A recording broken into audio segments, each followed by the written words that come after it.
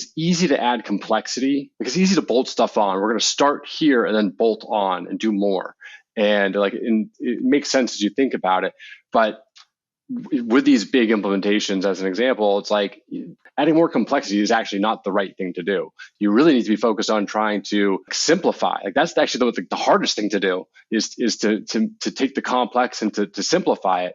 And so when I was thinking about this idea of like making the RevOps team, like they're serving their customer and they're like building, they're adding value through automation. It's not just like automating the entire process, it's finding like the right pieces to automate, because you always still want the humans to be involved. You're listening to RevOps Champions, a podcast created for B2B leaders to help you align your people, streamline your processes, trust your data, and leverage technology in order to grow your business.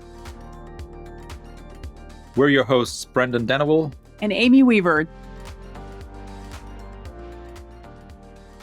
Today we're talking with another former HubSpotter, Greg Brown, who is now the Regional VP of Commercial Sales at Impact.com. Greg shares a few lessons he's learned throughout his career in sales, including best practices for implementing new technology and the key attributes of teams who are able to scale successfully. Thinking back to some of your previous roles, what separated teams where things were like very harmonious and you're a well-oiled machine from the ones where you're like, oh, something's broken?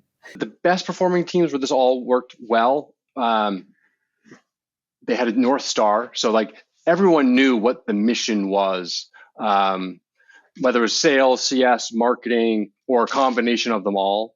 Everyone knew what we were kind of like marching towards. All the teams were very data driven, and every kind of member of the team, whether it was the leader, the manager, the individual contributor, was also fairly data driven. They didn't need to be like you didn't need everybody at the highest level, but everyone needed to at least understand conceptually what they were looking at, how to interpret it, why the data was important. I think another thing that has grown on me over time is just like how important the RevOps team is, and their kind of perspective and what they add value to. And so this idea of like they are focused on enabling their customers, meaning the folks inside the business. Because I think all too often with small, smaller teams, as they're scaling up, like the RevOps team is just this. They're like almost like a jack of all trades. They're the fix-it guys or gals. Like they're the people you call in when you need something done, and they jump in and do it. And that works when you're small. But then, like as you go from 0 to 100, it's like that you can't do the things the same way, and that ends up breaking and creating a lot more issues internally, right? And then the last piece is just around being great at communication and change management. I think that's definitely something that is underrated. In creating kind of a unified team, a cohesive team, where things are kind of working harmoniously. It's a recurring theme in these conversations we've been having for sure. Because I guess it's for especially a lot of leaders who are investing in these things for the first time. The communication and change management piece, if they've never done it before and they're not aware of the benefits, it often just seems to fall off the list of things that have to be done. And ironically or coincidentally, they're also the two things that really lead to a successful implementation or adoption of any system or processes or anything else. It's one of those things that business leaders just they forget to take time to invest in the change management, communication, and then I guess. They all fall sort of under the umbrella often of training. So, how are we continuously training the teams to be able to use these tools as processes change, train them on the change in the processes? So totally. We definitely, to Amy's point, we've been hearing that as a recurring theme. I think that's where, it helps. We had this, they use the term friction a lot, right? Friction in the flywheel.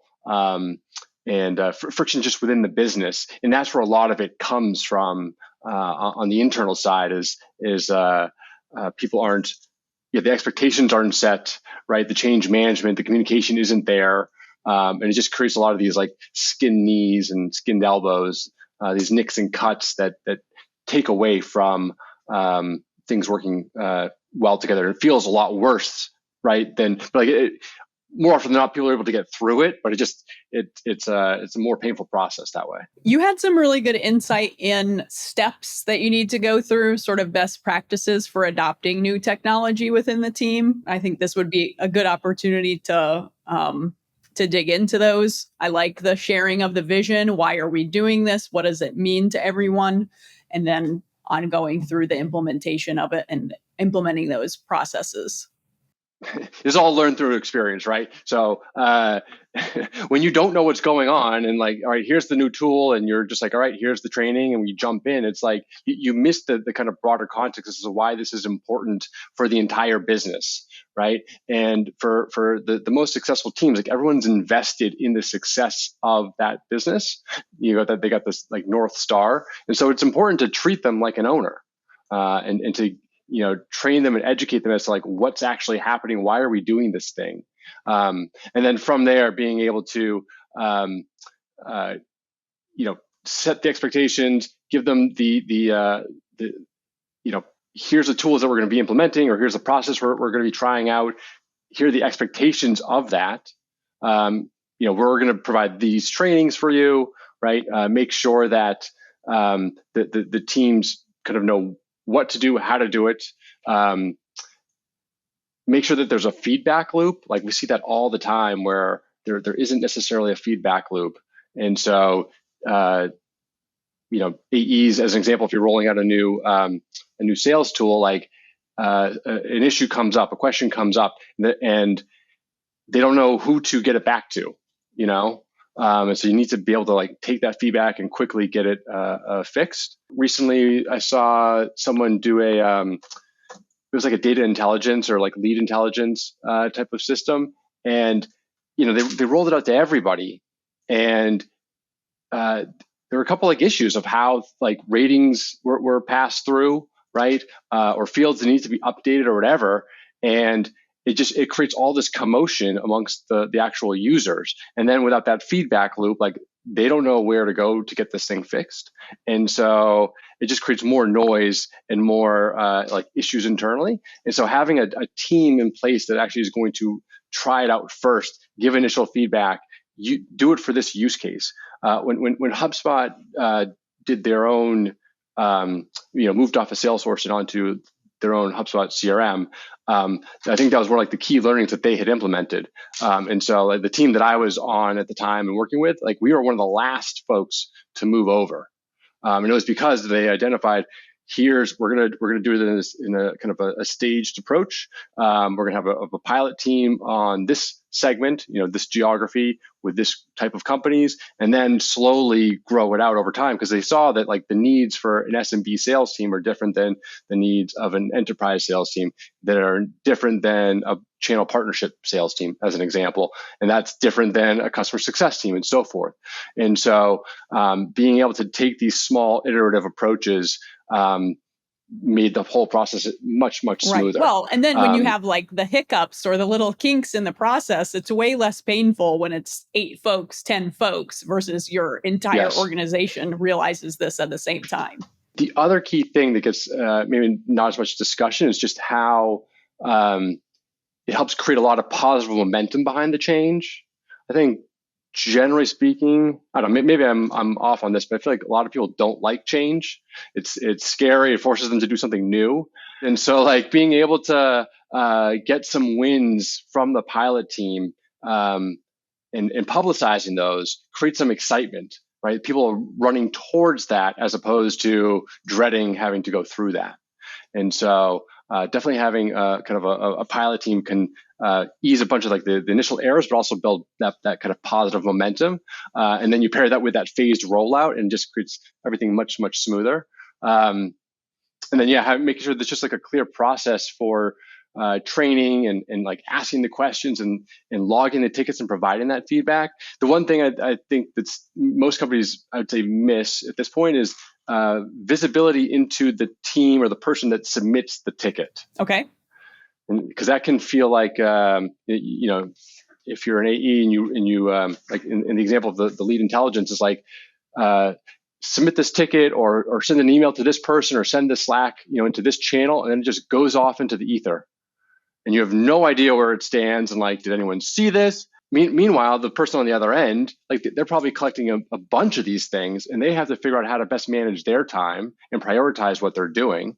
And sure, you, AE, with this one outlying issue, like it feels really painful to you, but like that might not be the biggest, most important thing to fix, right? Like there might be a whole bunch of other stuff, but if the AE doesn't have that visibility, then like they don't know, and they just get frustrated, right? And then that causes more pain, right? So I don't think that the RevOps team or whoever's doing, or the engineering team, whoever needs to like share status updates like in real time, but I think a more consistent like feedback process is certainly helpful and keeps the end users like, okay, we know a fix is coming. I know where this ranks in the priority, and now I can go on about the rest of my day and duties. Well, that's very aligned with your idea of the go-to-market teams being internal customers of the organization. That is a way that I haven't looked at it before. So you kind of alluded to this, but you would say the RevOps team is kind of supporting them through this process? At least in my experience, that's what it is the RevOps team. It's kind of a collection of superheroes, really, because like you've got folks that are experts in managing the systems, managing the data, doing all the setup and implementation. Like RevOps is kind of all encompassing. And then I found that most departments, so there's like a sales ops, a marketing ops, a success ops, right? And that kind of gets lumped in under that RevOps umbrella. So each person has their own kind of like specialties. But yeah, those are like the folks that enable the go-to-market team to do their best work. Greg, so yeah, I just wanted to sort of come back quick to the concept of doing, pilot implementations or rollouts of any new implementation. And that was something that we also, learned the hard way, whenever it was 6 or 7 years ago when we did the first, full stack implementation of, across marketing, sales, and service. And we started working with larger teams where, if a team, whether the team was 200 or 300 or 400 people that eventually had to be using these tools and systems, we very, very quickly realized that, we needed to do a pilot, whether it was 10 people or 20 people. And of course, the most effective way to do that, we learned very quickly, was you ask for volunteers. So you say, well, we're piloting this super cool new thing. We're looking for 20 volunteers to pilot this. And then on the sales team, that works typically really well because they're competitive and they want to have access to these things first, which it actually takes out the whole issue of, if you tell the entire sales team of 100 folks that they now need to use this new tool, there's a lot of resistance. But if you ask 20 of them to put their hand up and say, who'd like to be the pilot, you'll have half the people will volunteer. Obviously, you still got to choose 20. Then you iron out all the kinks, through that first pilot group, and then the rollout to the other 80 folks is that much easier and more successful, and you have a lot less of the friction that you alluded to earlier. So I guess, and in relation to whether you're doing that, you're managing that all internally, or you have an external partner that's sort of helping you through that process, which of course is what we do a lot. I think it's the same approach, right? Where like, what is the end goal? What does that sort of ideal future state look like? And then how do we step it out in a way that we get there relatively quickly, but but removing all the potential friction that could happen in the process. To your point, I think it matters whether it's they're using a firm like yours, Dynamico, or it's an in-house team or whatever. It's like the process, the steps are going to be the same.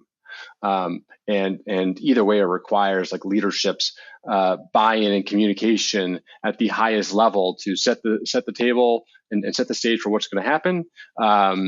Make sure that the teams are in place to provide the feedback, right? And that that allocating the right resources, frankly, to make sure this thing goes off smoothly.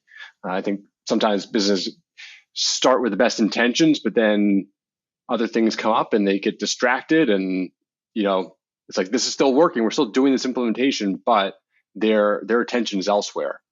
And so they need to figure out how to kind of like maintain some level of like focus on seeing the project through to completion. Yeah, and I think sort of going back to what we were talking about earlier about the importance of communication, whether we pull in the change management and training component or not, I think just leave that out for now. But when it comes to communication, there's just this gap in the way that humans, naturally think, where you just assume that people know what you're thinking, which of course is a problem. But the other thing I think that we see a lot of, and this is obviously tied back to this whole shiny object syndrome that is, again, notorious, and that is the time that it realistically takes to do these things successfully, and how they can fail if you don't invest enough time. And again, a lot of that time, coincidentally, is the time that it takes to train and communicate to essentially reach the adoption that you need. And especially if you're doing a pilot and then rolling it out to an entire team, that just adds to the timeline, to the point where we're right up front, as soon as we start talking to a prospective client, we're already talking about what a 3-year roadmap looks like, because we know that a lot is going to have to happen and change multiple times potentially between the first year, the second year, and the third year. And of course, you're always making progress and getting closer to the. Well, I mean, I like the concept of the North Star, but at the same time, the North Star is something that you don't ever really achieve. It's just something that you're working towards, right? Yeah, it's a moving you're target. never going to get there, right? It's just the goal, right? That you're marching towards, right? Yeah, and to the point about the timing of it, and like as a smaller team and organization, like it's much faster, right? It's much easier to all right, there's an issue, like we need this thing, we plug it in, and everyone's very close to it. But as the organization scales and you now go from a handful of AEs to hundreds, like you got a cruise ship on your hands. You can't just like turn this thing on a dime. And so one of the things that I've seen kind of like best in class companies do is that pilot team is also involved in working with like the sales enablement team, as an example, on the trainings. And so they're giving their feedback, because I'm sure each vendor, each platform has got like, here's the training that we would recommend. And then each company's like, that's good, but like we want to make it fit our team and our language. And so the pilot team can be really integral in providing feedback on what to spend more time on, what to spend less time on, explaining the nuances, things like that, in order to make the training just more effective and land better. But again, to your point, it does take time.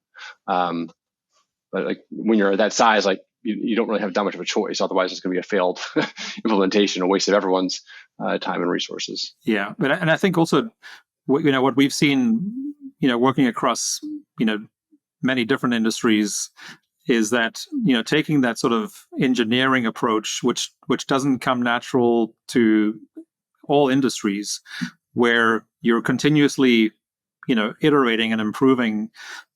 I think there's a lot of, especially for those of us who aren't digital natives, you don't realize that nothing you do is actually cast in stone or permanent. So to have that mindset of continuous improvement and iteration, and failing fast and failing forward, these are all just key things that are so critical today, that people of my age or older are at a bit of a disadvantage, and we have to help each other realize that there's a better way to do things. I thought you were just a shade over 21, Brandon. Thank you, Greg. No, your point is it's certainly taken. There is this notion of needing to iterate and make timely improvements, which is why you need kind of the feedback loop, right? I think the other thing that you just got me kind of like thinking about is this notion of like it's easy to add complexity into, like it's easy to bolt stuff on. We're going to start here and then bolt on and do more, and it makes sense as you think about it. But with these big implementations, as an example, it's like adding more complexity is actually not the right thing to do. You really need to be focused on trying to like simplify. Like that's actually the hardest thing to do is to take the complex and to simplify it. And so when I was thinking about this idea of like making the RevOps team, like they're serving their customer and they're like building, they're adding value through automation. It's not just like automating the entire process. It's finding like the right pieces to automate, because you always still want the humans to be involved. But yeah, I've just seen it time and time again. It's like you've got a CRM, you've got a marketing automation tool, you've got your customer data living somewhere else, and it's very easy to like tack on, and get these things bolted together. But and they might even be quote unquote integrated. But like if you're not looking at if the RevOps team isn't looking at how the teams are using this data and what it enables them to do, not only today but ideally going forward, then you're just going to end up with a whole like mess essentially. And so fighting that desire to just like bolt stuff on and really be thoughtful about how you're building the systems out is important. Well, this is a really good segue to your points around implementing something new. So you have the considerations that you need to go through as you're evaluating a new tool. What do we really need to keep top of mind? And you talked about the ROI versus the cost, consolidating platforms, and then the resources that you're going to need to implement it, do the training. Is there an engineering piece to it? So walk us through maybe a time that you had to evaluate a new piece of technology and how you went through those various stages to make sure you were making the right choice. Yeah, it's interesting. We get hit up all the time. This wave of AI based tools, right? Everyone's probably getting LinkedIn messages from folks that are building out a platform.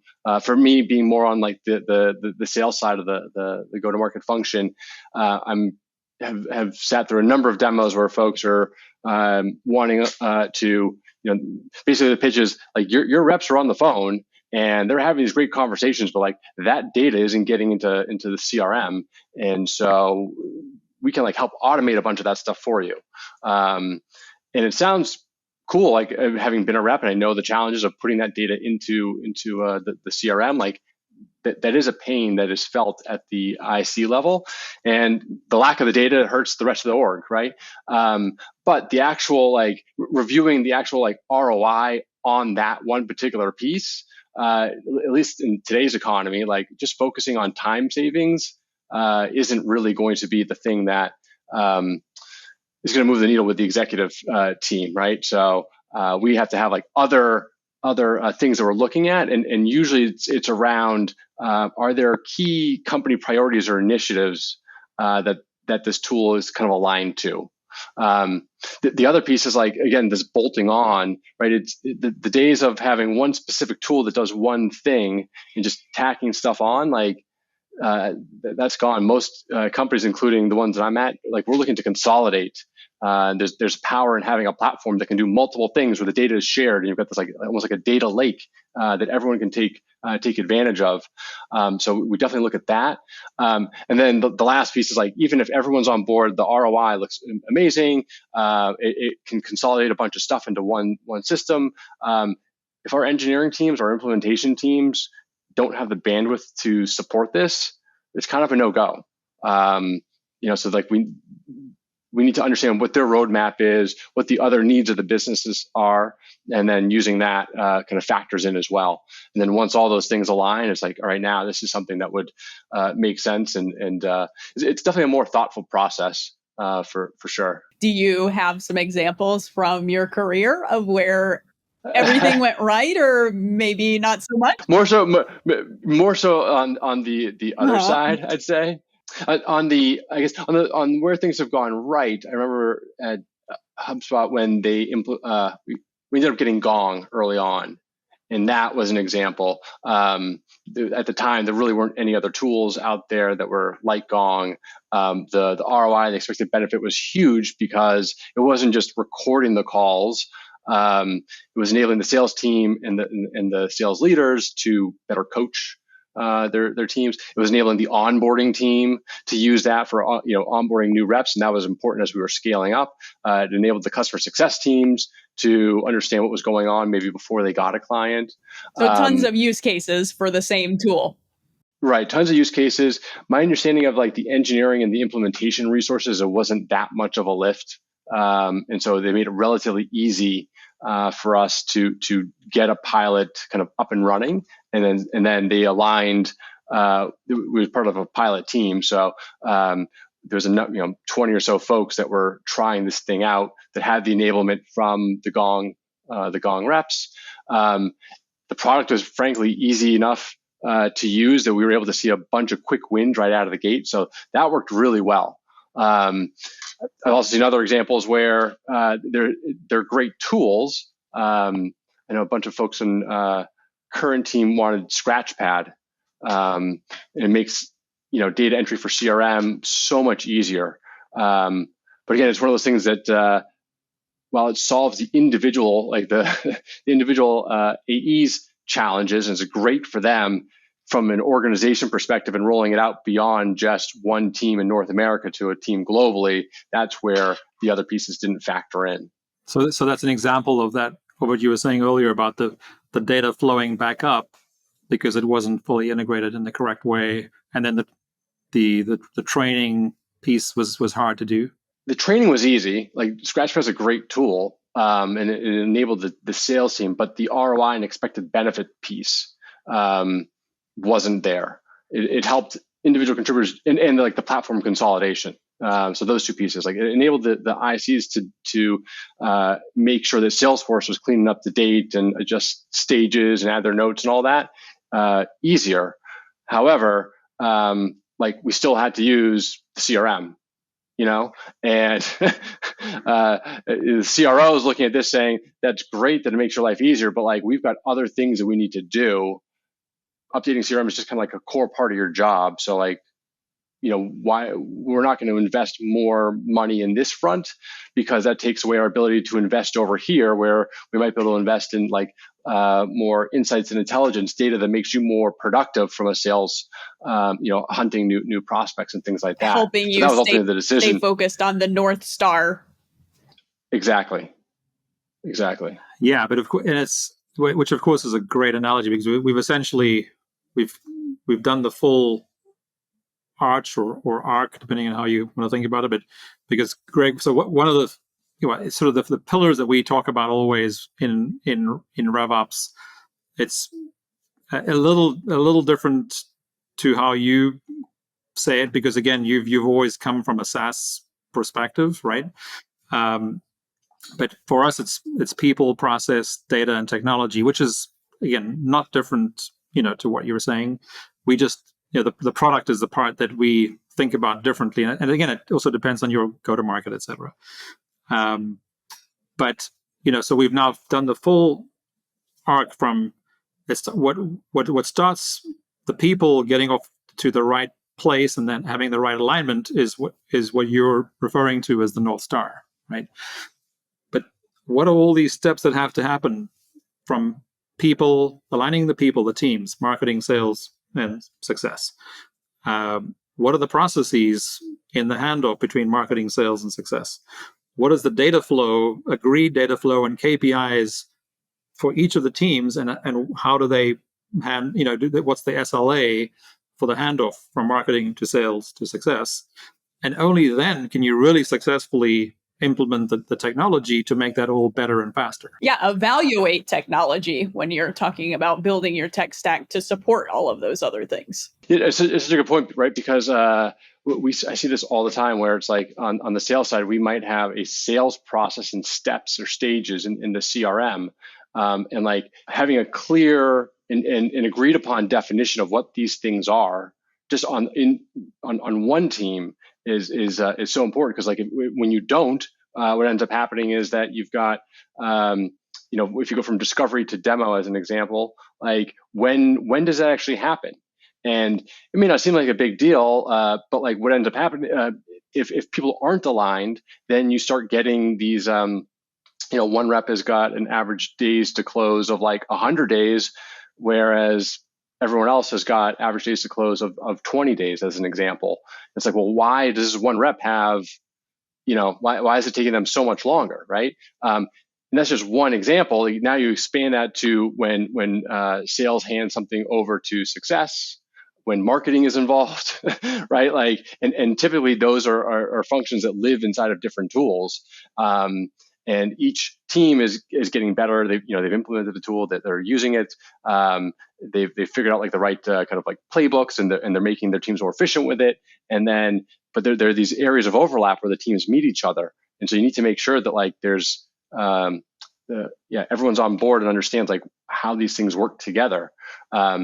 And so if you're able to zoom out at the beginning and see how all this works, or the ideal state, right? You got to nail down what the process is, what the definitions are, so that when you are implementing everything, it gives you the best chance to get it right as soon as possible. I'm not going to say the first time, because it's like nearly impossible to get it right the first time, but as quickly as possible. The deal stages is a great example. I can absolutely see a team of people having totally different ideas around what does it mean when it goes from one to the other. So your example of the discovery to demo, is it when the call is completed? Is it when the demo is scheduled? All of those little granular things everybody has to agree upon. Otherwise, you're going to get those weird things with your data of like, this salesperson doesn't seem to be falling in line with what we typically see. Oh, it's because they thought you didn't move them to the demo stage until XYZ happens.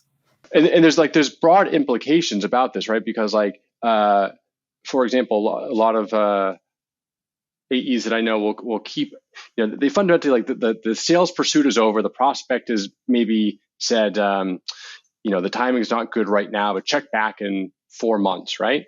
And that particular AE might leave the opportunity, if you will, inside the CRM open, right? Because they don't want to forget about it.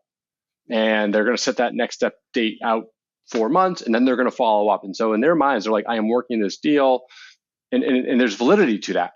However, that one decision has other implications down the road, namely that like oftentimes marketing won't do their marketing emails to accounts that have open opportunities or contacts, because they're engaged with sales. Right. So they don't want to step on, because of the SLAs and everything that we've agreed upon, right? And so now you've got a world where this AE is left this op open, but that account's not getting the love that they should be getting that could speed them up, right? And so same thing with success. We see this all the time where between the success and renewals, or sales with success, where like something wasn't noted, a question, a concern, an issue wasn't noted, a conversation that they had, and then because the client expressed something, and it wasn't documented inside of the CRM, or the data wasn't collected properly, like that next function jumps in, and the prospect or the customer is like, why you I told your team this already, right? And it creates this friction with the customer. So it makes things like renewals harder, upsells harder.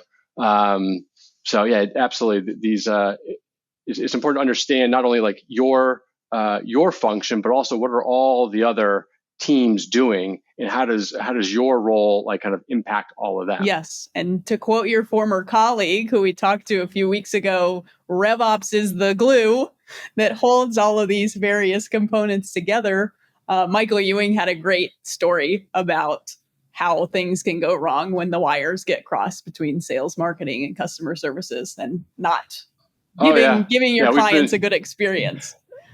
Yeah, I mean, and we've probably all been on the other side of that as a customer somewhere, right? I know for myself, with like calling into support and getting passed around a bunch of different times, and that level of frustration that you feel as a customer. And so, trying to put in place a process so that it doesn't happen is so important. Yeah, which of course gets us to where we end up pretty much every time, which is, so, what we've been talking about primarily is how do you, is again, why do some businesses scale more effectively than others? And we've been talking predominantly about how do you achieve, optimal internal, operating efficiency, right? And you have to be working at it every single day, because if you're adding data, or you're adding people, or you're adding revenue, things are changing. Therefore, how you align your people will change, how your processes function will change, your data is changing, and at some point your tech will have to change, because otherwise you end up with tech bloat, which is something we talk about a fair amount too. But ultimately, when you then flip the coin around, right, which is, what is that impacting on the from a customer perspective? So the actual customer, not the internal customer, the external customer, from a CX perspective, right? So, and again, this is something we learned over time by setting up these systems for our clients to really improve their internal operating efficiency, where their NPS scores started going, up and to the right. And because their customer experience was improving as they improved their internal operating efficiency. What is your take on that? No, 100%. I mean, I remember early days at HubSpot, we had the marketing team was doing some experiments with conversions, like landing page conversions, right? And so one of the things that they had tried, maybe they still do this, I don't remember, but was putting, someone would sign up for like a white paper or a webinar or something like that, an ebook, and on the thank you page, they would put another form for if you're interested, get a demo, right? And so what would happen is that prospect that was signing up for something about marketing automation or social media marketing, fill out the initial landing page form, would get put onto this thank you page form. They wouldn't see the content, like it was emailed to them, or they could click to download it. Maybe they got distracted or something, and they would come back, and then they would see, on that same thank you page, a different form for a demo. And in their eyes, they're like, well, I didn't get the thing that I'd signed up for. So they fill out the form again, right? So marketing's like, great, we got all these demos that are coming in. This is fantastic.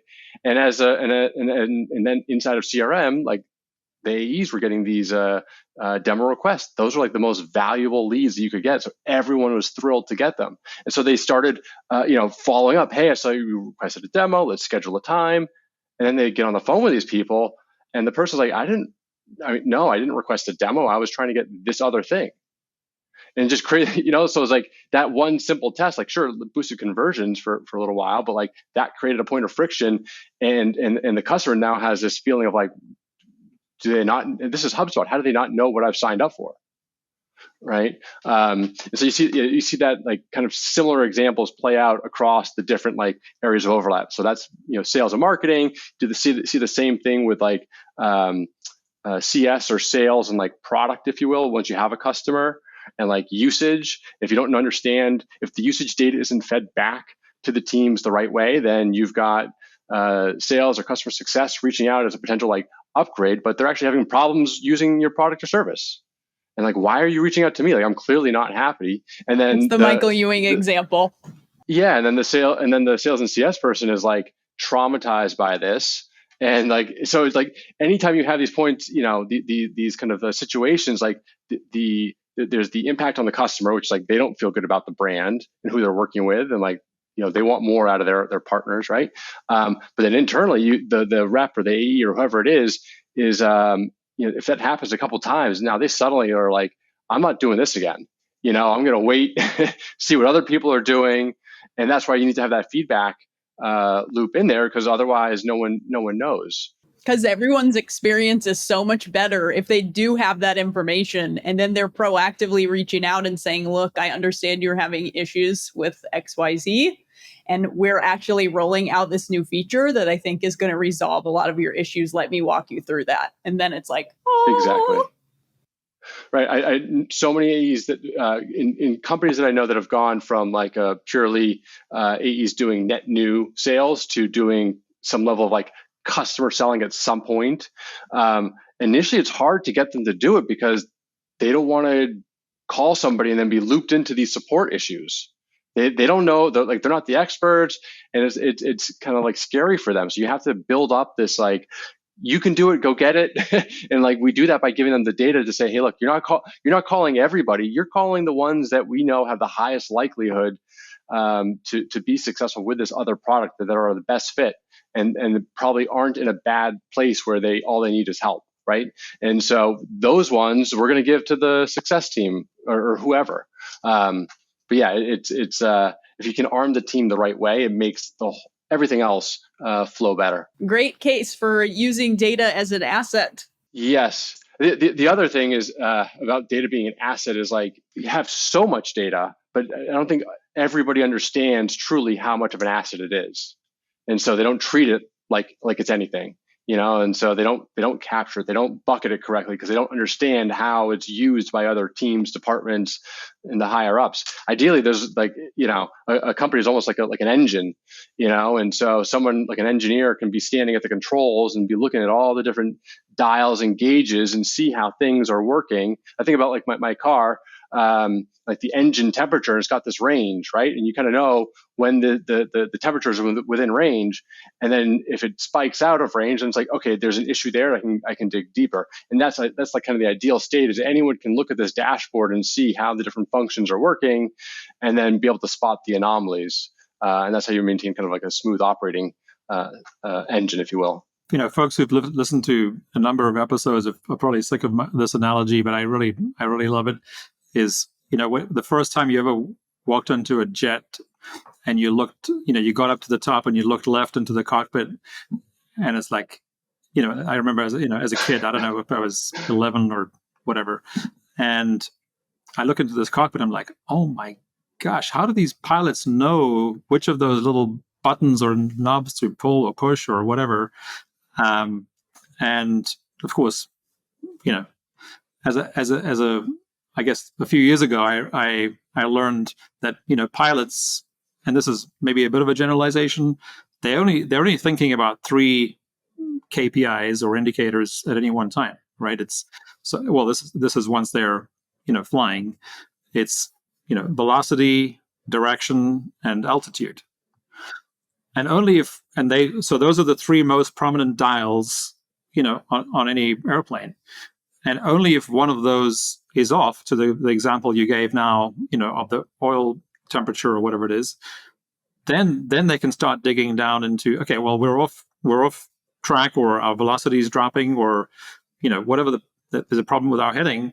Then they can start digging down into that panel of knobs and levers to pull to correct things. But for the rest of the time, all they're doing is those 3 things: velocity check, direction check, altitude check. It helps with the issue diagnosis, right? Like if everything is kind of working correctly, and then you notice something is not working, then it's like, okay, then you can kind of go through those steps to diagnose the issues and get it fixed. But like if everything is chaotic, then like you just don't know, is this really the issue, or is there something else behind it? And when you have, I won't say like bad data, but just like data isn't necessarily accurate or whatever the case may be, then like you have no idea. And so you can't, and you can't figure it out, and you can't model it out to say like, well, if I make this change, will this actually have the impact that I want it to have? And you just kind of go in, you're flying blind essentially. So that's why it's so important that everybody understands like the value of the data that they're collecting, and put it into the systems correctly, and then understand how everyone's using it, because everybody has an impact in the organization. But it's interesting though, because this is one of the areas where, again, you have to solve, like in our case, when we're doing an implementation, we have to be able to solve for the data in addition to the process and the alignment of teams before we can really set up the technology successfully. So what do you mean by that? You have to solve for the data? Well, so what we often find is if we're working with a client, they're not completely clear about what data marketing is responsible for, or what data sales is responsible for, or what data success is responsible for. They're on the marketing front, they're typically tracking too many different data points. To the example you just gave, where they're not tracking the three most important leading indicators, and then digging down. If one of those is off, then they can go down to the next set of indicators. And the same thing with in sales, it's typically a little easier to figure out what your KPIs are.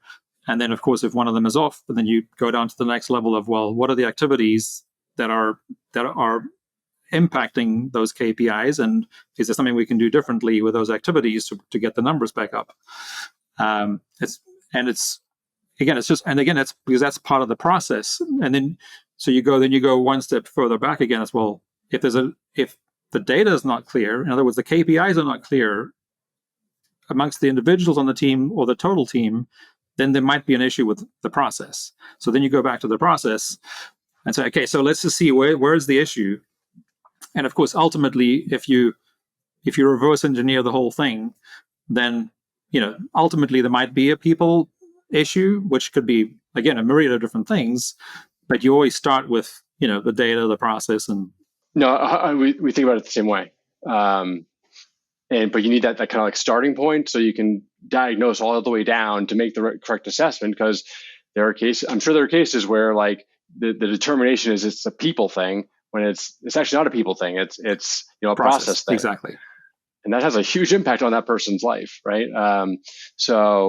Being able to understand how it kind of like it should all work, like that macro view, and have everyone be agreed upon, and make sure everyone's aligned to like their role in making sure this all works, goes to getting this like engine that's finely tuned, and and you can also like kind of predict where it's going to go. Like the best companies out there, like their ability to forecast is amazing, but it's because they've fine-tuned the data, they fine-tuned the process, they fine-tuned the people, that they're able to figure out, like, if I pull this lever, I think we can get this type of result, and so I'm going to put this into the forecast. It probably comes back to where we started, where in fact one of the very first things that you said was, I think it really comes back to your words were how change happens. And it's because, again, none of these things, the process is going to change. The process is iterative, whether it's a marketing process, a sales process, a success process, or anywhere else in the business. The process will change as you're adding people, as you're adding data, as you're adding technology. So it's also a matter of going in with that expectation that, okay, this is the process today, but it might change next week, next month, next quarter. And somebody needs to be, which is the superheroes you talked about in RevOps.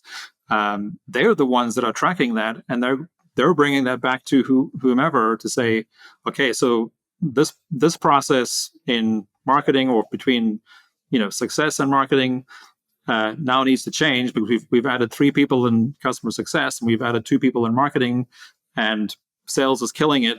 We need to make some changes. And here's the data to show why, and here are some tools we could consider to make that a little easier. But it's this continuous improvement that we all know about and we all talk about, but doing it is a little trickier. No, you're absolutely right, because it's like almost like this virtuous cycle, right? Of growth in one area leads to more people, tools, whatever, that leads to, right, and it circles all the way around. But yeah, you're spot on that it all kind of circles around, but you can't skip any of the steps, because as soon as you skip one of those steps, that's where things really start to break down. I know Amy definitely loves. Well, actually, the way the two of you put this together, Greg, you said harmonious, and then, which of course is one of Amy's favorite words, and then my number 2 strength, harmony, and then Amy added, well-oiled machine, and I think that's those two really capture this really well. Is you what you're striving for is harmony across all these different factors, right? People, process, data, and technology, so that you can have a well-oiled machine, but ultimately so that you can create the greatest customer experience, which of course is harmony and harmonious once again. Absolutely. Yeah, this was all meant to be then. I guess the harmony, the well-oiled machine. Like it's been a great conversation. That was it was meant to be.